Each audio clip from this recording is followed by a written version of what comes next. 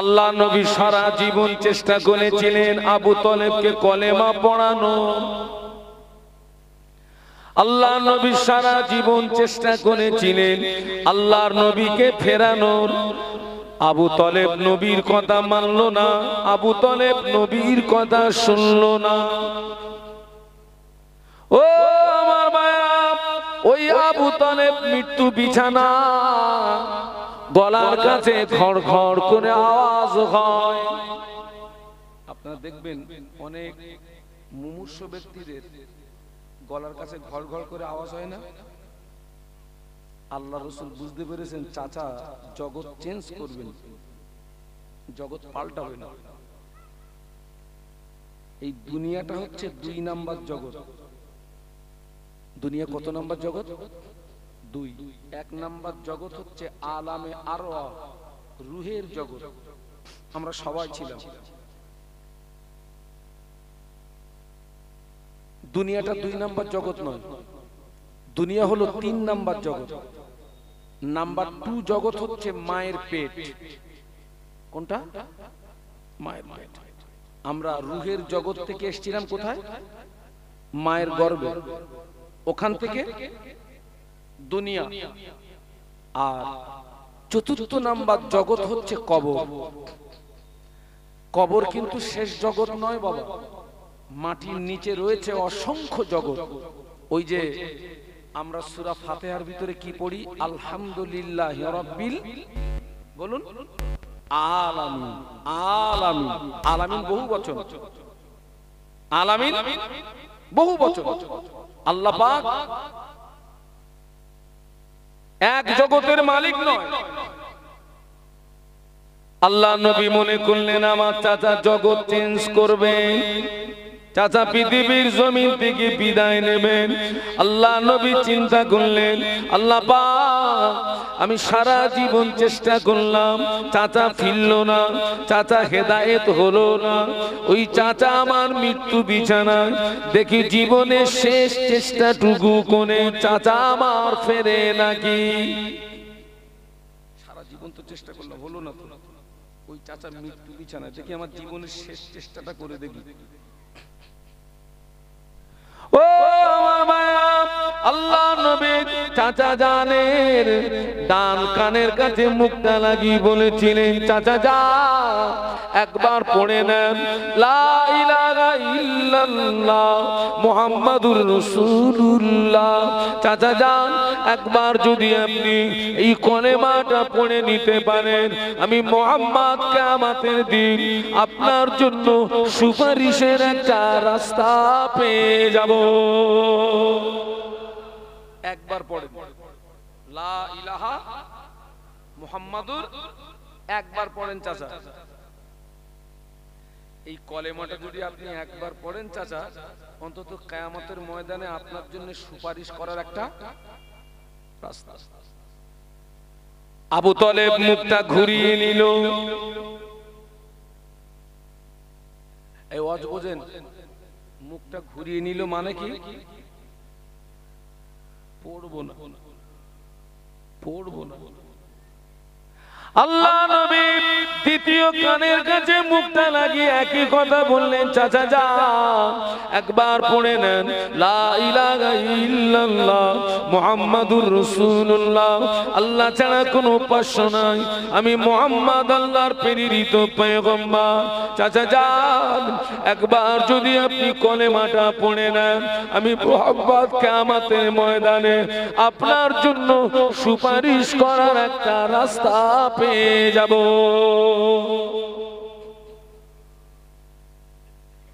আবু তালেব মুখটা ঘুরিয়ে নিল।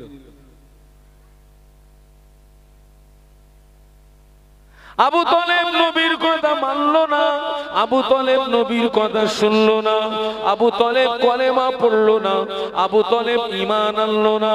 আল্লাহ নবী বললেন আমার চাচার ঠিকানা হবে জাহান্নাম। কোথায়? কেন? এই একটু আগে কি বলেছি?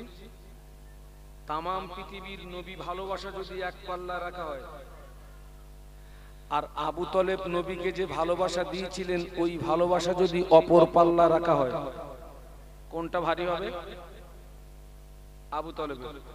আর রাসূল বলছেন আমার চাচার ঠিকানা হবে কোথায়? ভালোবাসা কাজ দিয়েছে। আল্লাহ নবী বললেন আমার চাচা আবু তলেবের ঠিকানা হলো জাহান্নাম। আল্লাহ পাক আমার চাচাকে জাহান্নামের ভিতরে সবচেয়ে হালকা শাস্তি দেবে। ওই শাস্তিটা হলো চাচা জানের পায়ে দুটি জাহান্নামের জুতো পরিয়ে দেওয়া হবে। আবু তলেবের পায়ে জাহান্নামের জুতো পরিয়ে দেওয়ার কারণে আবু তলেবের মাথার গিনু টকবক করে ফুটতে থাকবে। একটু বলুন আল্লাহু আকবার।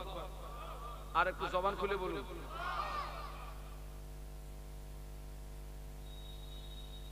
আবু তলেব নবীর কথা মানলো না, নবীর কথা শুনলো না, ঈমান আনলো না। ভালোবাসায় হাগা ভালোবাসা ঠিকানা কোথায়? শুধু ওই ভালোবাসার কারণে আল্লাহ আবু তলেবকে জাহান্নামের সবচেয়ে কোন শাস্তিটা দেবে? হালকা। সেটা কি না, পায়ে দুটো জাহান্নামের জুতো পরিয়ে দেবে। ওই পায়ে জাহান্নামের জুতো পরালে এই মাথার ঘিনু, আচ্ছা ভাই, পায়ে যদি জুতো পরার কারণে যদি মাথার ঘিনু টকবক করে পড়ে, মাঝখান ভালো আছে? সব শেষ। আগা বলছে হুজুর এত ওয়াজ করতেছেন, আবার অনেকে বলে মিলাদ দিয়ে লাভ কি? হ্যাঁ, মানুষ সোজা হয় না, হেদায়েত হয় না, মিলাদ দিয়ে লাভ কি? আমি দেখছি সমাজের কিছু মুসলমানের অবস্থা নবীর চাচার মতো। কার মতো বলেছে? নবীর মুখ ছিল কার কানের কাছে? চাচা। বক্তাদের মুখ থাকে শ্রোতাদের কানের কাছে। আপনি বলবেন হুজুর আপনার থেকে তো আমরা অনেক দূরে আছি। আমি মাইক্রোফোনে কথা বলছি, আমার কথাকে ফ্ল্যাশ করছে বক্স, আর এই বক্সের আওয়াজ যাচ্ছে আপনাদের। তার মানে বক্তাদের মুখ শ্রোতাদের।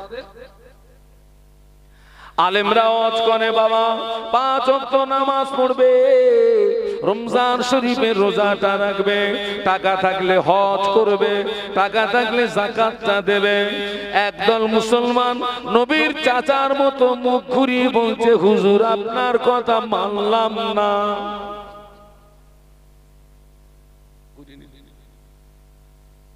আলেম ওলামারা কানের কাছে মুখ লাগিয়ে বলে বাবা সুদ খাবে না, মদ পান করবে না, জেনা ব্যভিচারী করবে না, পরের মান আত্মসাৎ করবে না, বোনের ফারাসটা ফাঁকি মারবে না।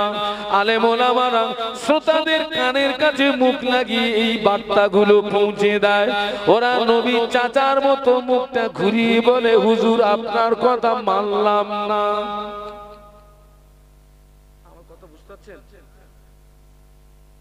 নবীর চাচা নবীর কথা শুনিনি, মানিনি, ঠিকানা যদি জাহান্নাম হয়। কেউ যদি আলেমের কথা শুনে নবীর চাচার মতো মুখটা ঘুরিয়ে নেয়, ঠিকানাটা কোথায় হবে?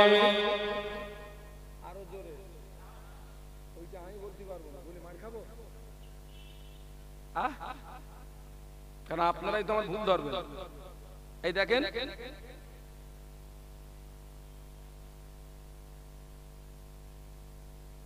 আবু তলেব নবীর কথা মানেনি, আবু তলেব কলেমা পড়েনি। একদল শ্রোতা মুখ ঘুরালেও এরা কলেমা পড়েছে না পড়েনি? বলুন বলুন বলুন, পড়েছে না? আবু তলেব তো কলেমা টোটালি পড়েনি, আর এরা মুখ ঘুরালেও কলেমা পড়েছে না পড়েনি? পড়েছে না? আল্লাহ রাসূল, আমি তো সেই জন্য বলেছিলাম ওয়াজ করা সহজ না, কঠিন রে বাবা। আল্লাহ নবী বললেন মান ক্বালা লা ইলাহা ইল্লাল্লাহ ফাদাখালাল জান্নাহ। আল্লাহ নবী বললেন যে ব্যক্তি একবার কলেমাটা পড়ে নিল ওই ব্যক্তিটার ঠিকানা হবে আল্লাহ পাকের দয়ার জান্নাত। জোরে বলতে পারলেন না? এই তো ভাই নবী নবী বলেছেন যে ব্যক্তি একবার কলেমা পড়বে কোথায় যাবে? নবীর হাদিস। তাহলে ভাই জান্নাত তো হেভি সহজ, পড়ো কলেমা ঢোকো জান্নাতে, হেভি সহজ তো। আর নবীর হাদিস তো মান ক্বালা লা ইলাহা ইল্লাল্লাহ ফাদাখালাল জান্নাহ, যে ব্যক্তি একবার কলেমা পড়লো রাসূল বলেছেন ওই ব্যক্তির ঠিকানা হবে আল্লাহ পাকের দয়ার জান্নাত। আরো জোরে বলুন।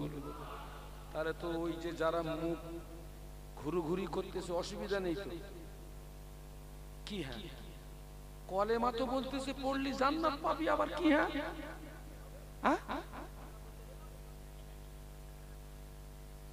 ব্যাখ্যাটা নিতে হবে, ব্যাখ্যাটা নিতে হবে। ও আমার মায়েরা, কলেমা শরীফের মানে কি? একজন বলুন তো, কলেমা শরীফের মানে কি?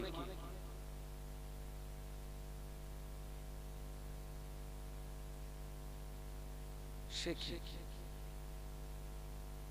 কলেমা শরীফের বাংলা মানে কি?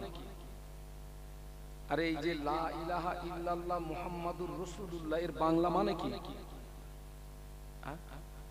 বলো বলো বলো। উফ, নেই কোনো মাবুদ আল্লাহ ছাড়া, মুহাম্মাদুর রাসূলুল্লাহ মুহাম্মদ সাল্লাল্লাহু আলাইহি ওয়াসাল্লাম আল্লাহর প্রেরিত পয়গম্বর, এই তো কলেমার মানে, তাই না বাবা? আর রাসূল বলেছেন কলেমা পড়লে কোথায় যাবে? জান্নাতে যাবে। এখন আমি যে কলেমার বাংলা মানে শুনিয়েছি, এই কলেমার ভিতরে নামাজের কথা লেখা নাই, নামাজ পড়তে হবে লেখা নাই, রমজানের রোজা রাখতে হবে লেখা নাই, হজ করতে হবে লেখা নাই, যাকাত দিতে হবে লেখা নাই, মদ পান করা যাবে না লেখা নাই, সুদ খাওয়া যাবে না লেখা নাই।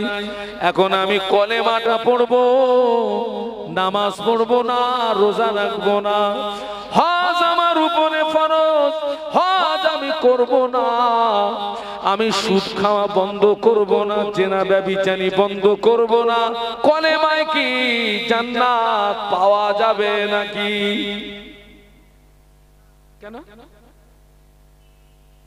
এত আশ্চর্য জায়গায় এসে পড়ে গেছে আজকে আমি ভাই? আরে নবী তো বলেছেন কলেমা পড়লে জান্নাত, আর কলেমার ভিতরে তো এই কথাগুলো লেখা নেই।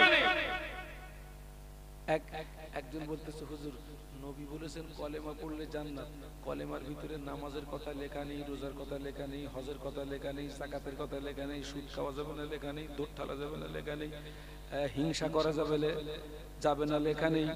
হ্যাঁ, আমি শুধু কলেমাটা পড়বো আর ওই কাজগুলো করব না, যেহেতু কলেমার ভিতরে এই কথাগুলো লেখা নেই। আমি বলি খোকা, তুই আমার দলিলটা, তোর যদি দলিল এই হয় যে কলেমার ভিতরে এই কথাগুলো লেখা নেই তাই তুই মানবি নি, ওটাই যদি তোর দলিল হয় তুই আমার দলিলটাকে একটু কেটে দে তো। হুজুর দলিল দেন। আমরা যারা বিয়ে করতে গিয়েছিলাম একটুখানি ব্যাকগ্রাউন্ডের ইতিহাস মনে করুন তো। এই বরপক্ষ আগে মেয়ের বাড়ি যায় তো নাকি? বরপক্ষ আগে কোথায় যায়? মেয়ের বাড়ি। যাওয়ার পরে যে মৌলানা সাহেব আমাদের বিয়ে পড়িয়েছিলেন, সাদা একটা কাগজে একটা বায়ান লেখে না, অমুক থানার অন্তর্গত অমুক গ্রামের নিবাসী অমুকের পুত্র অমুকের পৌত্র এত টাকা মোহরের পরিবর্তে তোমার সহিত বিবাহ করিতে আসিয়াছে, তুমি উক্ত বিবাহে রাজি হইয়া সাক্ষীদ্বয়ের সম্মুখে আমাকে উকিল নিযুক্ত করো। এরকম একটা বায়ান লেখা হয় না? হয়তো এই বায়ানটা লিখে একজন উকিল আর দুজন সাক্ষী এই বায়ানটা নিয়ে কোথায় যায়? আপনাদের কি বিয়ে হয়নি? মেয়ের কাছে যায়। বলেন, মেয়ের কাছে গিয়ে ওই উকিল বায়ান পড়ে, উকিল বায়ান পড়ে, পড়ে মেয়ের কি বলে, মা তুমি বলো আমি কবুল করিলাম। মেয়ে বলল কবুল। এই মেয়েকে কবুল বলিয়ে নেওয়া হয় কবার? ভাই একবার বললে যথেষ্ট, তিনবার বলা হয় আত্মতুষ্টির জন্য। মেয়ে কবুল। এবারে ওই উকিল আর সাক্ষীরা চলে আসে কোথায়? কোথায়? বরের কাছে না? এত তাড়াতাড়ি ভুলে গেছিস সব। বরের কাছে আসে, এসে ওই উকিলির হাতে আর বরের হাতে এরকম জোড়া লাগিয়ে দেয়, দিয়ে বলে চোখে চোখে তাকা। আচ্ছা ঠিক আছে তাকালাম। মাওলানা সাহেব বলছে ছেলেকে, উকিলকে বলছে আপনি বলুন আনকাহাতুকা মিন মুআক্কিলাতি আল মুসাম্মাত ফাতেমা খাতুন বিনতে আব্দুস সালাম বিনতে ইবনে আব্দুর রহিম বিইবাদিস সাদাকিল মালুম। ছেলেকে বলছে বলো কাবিল তু। আর ও তো ওই বলার জন্য দুই ঠ্যাঙের নিচে বালিশ দিয়ে কায়দা মেরে বসে রয়েছে। ও তো জানে কাবিল তু না বললে ওরা আমার দেবে, আর ও মেয়ে দেবে। ওরে যেই বলেছে বল কাবিল তু, আর দেরি করিনি, আরাম করে বলে দিয়েছে কাবিল তু। মেয়ে বলল কবুল করিলাম, ছেলে বলল কাবিল তু। দুটোর মানে ভাষা আলাদা, মেয়েরটা বাংলা আর ছেলেটা আরবি। বিয়ে কমপ্লিট। এই ওয়াজ বুঝবেন। বলছে হুজুর কলেমা পড়লে জান্নাত, নবী বলেছেন কলেমার ভিতরে নামাজের কথা লেখা নেই। আমি নামাজ পড়বো না। কলেমার ভিতরে সুদ খাওয়া যাবে না লেখা নেই, আমি সুদ ছাড়বো না। কলেমা পড়েছি জান্নাতে যাবে। বাবা বিয়ে কমপ্লিট হয়ে গেছে, ছেলে মেয়ে বাড়ি এসছে। এক সপ্তাহ পরে ছেলেটা একদিন মেয়েটারে কাছে ডেকে বলতেছে শোনো আমি তোমারে বিয়ে করেছি জানো। মেয়েটা চিন্তা করছে আল্লাহ কি পাগল টাগল নাকি, তুমি আর বিয়ে করেছো আমি জানি না, এক সপ্তাহ হয়ে গেল কত কি হলো, এখন আবার জিজ্ঞেস করতেছো। বলে শোনো জানলে হবে না, আজকে তোমাকে কিছু দায়িত্বের কথা বলবো। কি?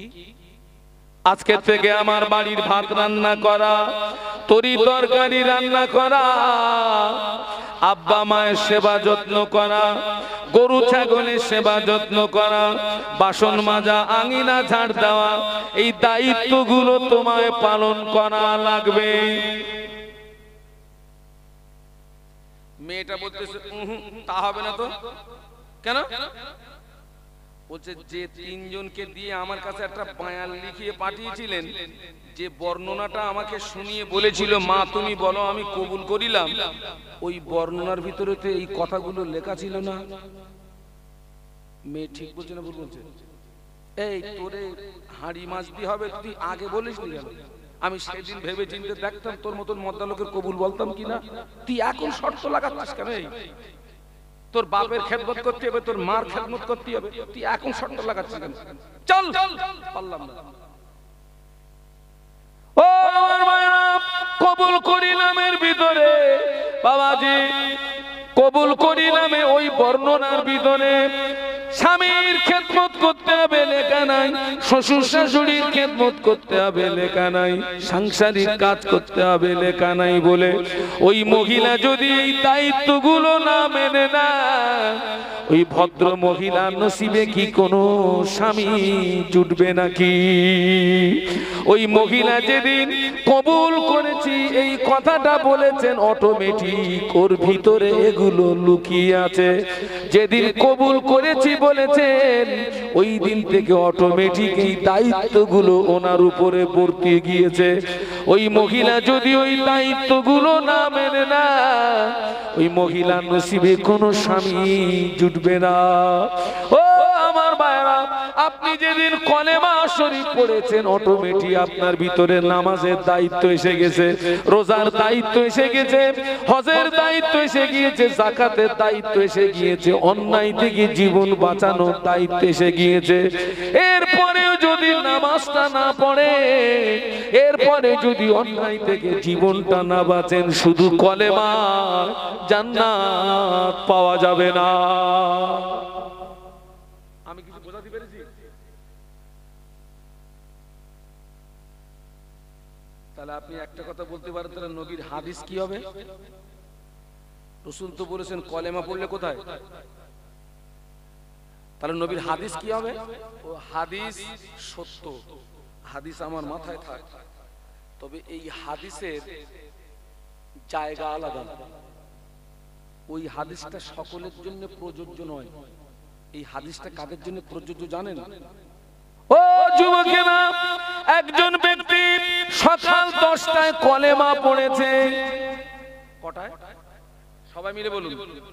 ওই ব্যক্তিটা জোহরের রাত আসার আগে মারা গিয়েছে, ওই ব্যক্তিটা কি আল্লাহর ফরজ হুকুম অমান্য করার সময় পেয়েছে নাকি? বলুন বলুন। 10টায় কলেমা পড়েছে আর জোহরের রাত আসার আগে মরে গেছে, এই লোকটা কি আল্লাহর ফরজ হুকুম অমান্য করার সময় পেয়েছে? না। আল্লাহ নবী বলছেন ওই ব্যক্তিটাকে কলেমা সরাসরি আল্লাহ পাকের দয়ার জান্নাতে নিয়ে যাবে। জোরে বলতে পারলেন না? আরো মহব্বতে বলুন। আমরা কলেমা পড়ার পরে ভালো কাজ করার সময় পেয়েছি, কলেমা পড়ার পরে অন্যায় থেকে জীবন বাঁচানোর সময় পেয়েছি, এরপরেও যদি হগল বগল হগল বগল হগল বগল করে যদি জীবন যাপন করি বাবা, কলেমায় জান্নাত পাওয়া কঠিন হয়ে যাবে। যাক, এই পর্যন্ত এটা থাক। এইবারে আপনারা বলেন, হেদায়েত হয় না দোষ কার?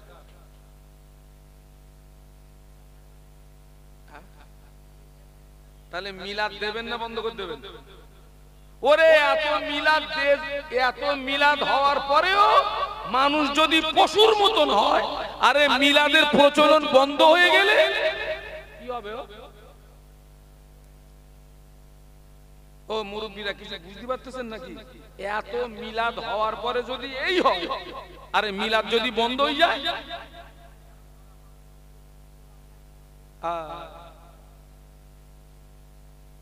বলতেছে মিলাদ দিয়ে লাভ কি? খবর লে দেখে যা, ওর ঈমান ঠিক নেই, যা। আপনারা সকলে আমার মুজাদ্দেদে জামানের ভক্ত অনুরক্ত মানুষ তো নাকি? আমাকে একটু দু হাত তুলে দেখান তো। আমি হাত কিন্তু তুলতে বলেছি, লেকিন নামাতে বলিনি। তাকবীর দেন তো, নারায়ে তাকবীর। জোরে বলুন নারায়ে তাকবীর। সিলসিলায়ে হক মুজাদ্দেদে জামান, আমার দাদু পীরের হক সিলসিলা। নারায়ে তাকবীর। হাত নামান, হাত নামান, হাত নামান। এই মাহফিলের প্রচলন সর্বপ্রথম বাংলার জমিনে কায়েম করেছিলেন কে? আর তুমি বলছো মিলাদ দিতে হবে না? ওই 21, 22, 23 কোন মাস? ইসালে সব। ওই ইসালে সবে মানুষ আমরা হাজির দিয়েছি, আমাদের আব্বাজিরা হাজির দিয়েছে, আমার দাদুজি। ওই ইসালে সব থেকে মানুষ ওয়াজ শুনে আমল করে অনেকে সাধারণ মানুষ থেকে আল্লাহর ওলি হয়ে গেছে। জোরে বলুন।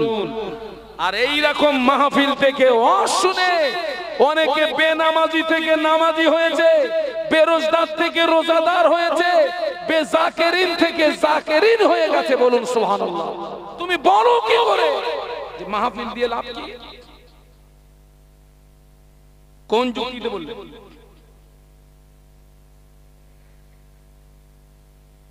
রাস্তায় ধরে যখন কান ধরে টাকা নেয়, যা বিল লিখে দেয় তাই দিতে হয় না? হয় না?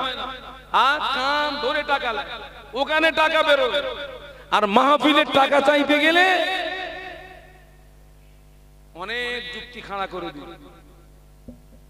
তুই ওর থেকে পরিষ্কার বলে দিয়েছে ভাই আমি দেবো না, যুক্তি মারতেছিস কেন? ওটা তো ইবলিস। রাগ করছেন নাকি? বাস্তব বলছি না অবাস্তব বলছি? চলুন মূল আলোচনায় ফিরে যাই। একটু দরুদ শরীফ। আল্লাহুম্মা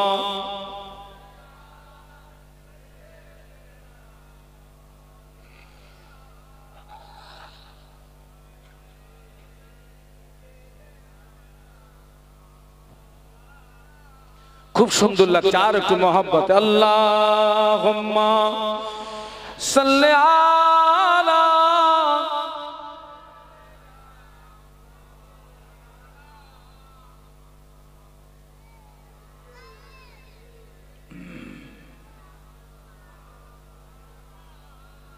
मुझे नाज है अपनी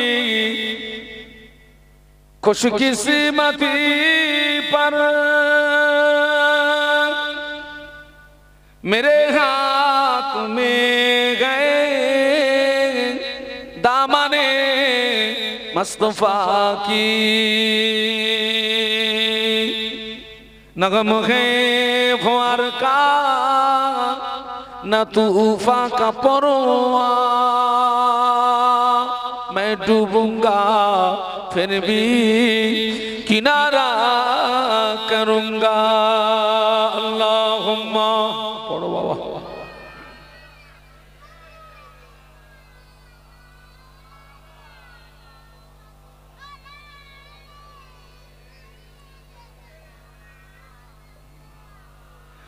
একটু কলেমার জিকির লা ইলাহা ইল্লাল্লাহ জবান খুলে লা ইলাহা ইল্লাল্লাহ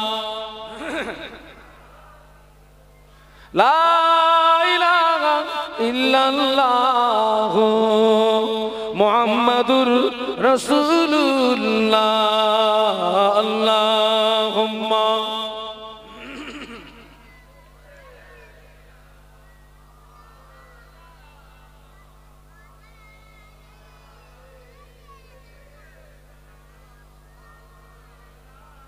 একটু জবান খুলে বলুন আল্লাহু আকবার আর একটু জবান খুলে বলুন আল্লাহু আকবার আমি মোহাম্মদ শাহানুর আলম উত্তর 24 পরগনা বসিরহাটের সংলগ্ন বিরামনগর থেকে এসেছি এখানে অনেক মুরব্বি আছে পায়ে ধরে বলে যাচ্ছি আপনারা আমার পিতার সমতুল্য মানুষ অনেক আছেন আমার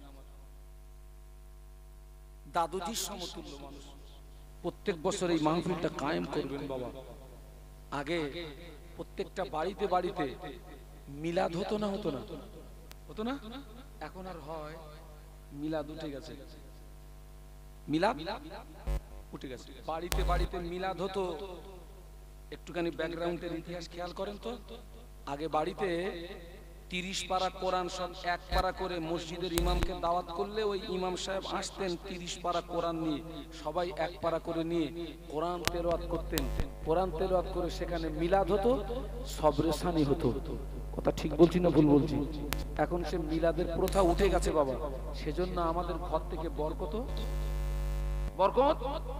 উঠে গেছে বলছি হুজুর এত টাকা আয় করি বরকত নেই বাড়ি আসলে যেন আগুন জ্বলছে বাড়ি থেকে বেরিয়ে যেতে পারলে কেন রহমত উঠে গেছে বরকত উঠে গেছে যেখানে মিলাদ শরীফ হয় ওই জায়গাটা 1 বছর নিরাপদে থাকে শুধু তাই নয় ও মুরব্বিরা যেখানে মিলাদ হয় ওই জায়গাতে আল্লাহ পাকের আসমান থেকে রহমত নাযিল হয় যে বাড়িতে মিলাদ হয় ওই বাড়িতে আল্লাহ পাকের আসমান থেকে রহমত নাযিল হয় ও মুরব্বিরা এই মাহফিলের উসিলায় এই গ্রামে যত কবরবাসী আল্লাহ পাকের যদি দয়া হয় এই মাহফিলের উসিলায় ওই মুর্দাদের আযাবে কবরগুলোকে আমার আল্লাহ পাক maaf করে দেয় পায়ে ধরে বলে যাচ্ছে তাই বলে জানা এটা ভাববেন না শাহানুর আলম দাওয়াতের লোভে বলতেছে